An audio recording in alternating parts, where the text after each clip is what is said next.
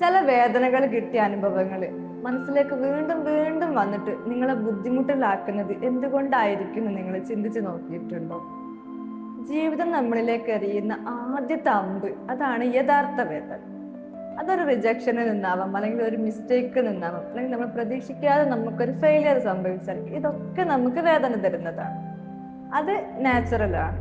ആ അമ്പ് എന്ന് പറയുന്നത് അത് എല്ലാവർക്കും കിട്ടുന്നതുമാണ്. പക്ഷെ അതിനുശേഷം നമ്മൾ തന്നെ നമ്മളിലേക്ക് രണ്ടാമത്തെ അമ്പ് എറിയുന്നു. അപ്പോഴാണ് വീണ്ടും വീണ്ടും ആ വേദന തന്ന സംഭവത്തെ നമ്മൾ ഓർത്തെടുക്കുന്നത്.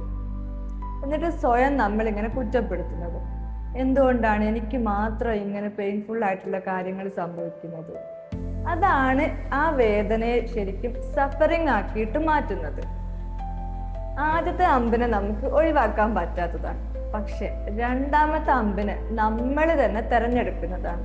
അതിനെ നമുക്ക് കംപ്ലീറ്റ് ആയിട്ട് ഒഴിവാക്കാൻ കഴിയും. ഇനിയും നിങ്ങളിലേക്ക് ഇങ്ങനത്തെ വേദനകൾ വരുമ്പോൾ നിങ്ങൾ ആ ചിന്ത ഒന്ന് നിർത്തിയിട്ട് ഡീപ്പായിട്ട് ഒരു ബ്രീത്ത് എടുത്ത് ആ പെയിൻഫുൾ ആയിട്ടുള്ള സംഭവത്തെ നിങ്ങളൊന്ന് അംഗീകരിക്കുക. എന്നിട്ട് അതിനെ അതിൻ്റെ വഴിക്ക് വിടുക. ഹീലിംഗ് തുടങ്ങുന്നത് നമ്മൾ നമ്മളിലേക്ക് കൊടുത്തു വിടുന്ന അമ്പുകളെ നമ്മൾ നിർത്തുമ്പോഴാണ്. ആക്ച്വലി മനുഷ്യന്മാർ മാത്രമാണ് വരാനിരിക്കുന്ന ഫ്യൂച്ചറിനെ പറ്റിയിട്ട് ചിന്തിച്ച് ഇങ്ങനെ പേടിക്കുന്നതും കഴിഞ്ഞു പോയതിനെ പറ്റിയിട്ട് ചിന്തിച്ചിട്ട് കുറ്റബോധത്തിലാവുന്നതും അല്ലെങ്കിൽ ഇപ്പോഴുള്ള പ്രസന്റ് മൊമെന്റിനെ എങ്ങനെ കുറ്റപ്പെടുത്തിക്കൊണ്ടിരിക്കുന്നതൊക്കെ.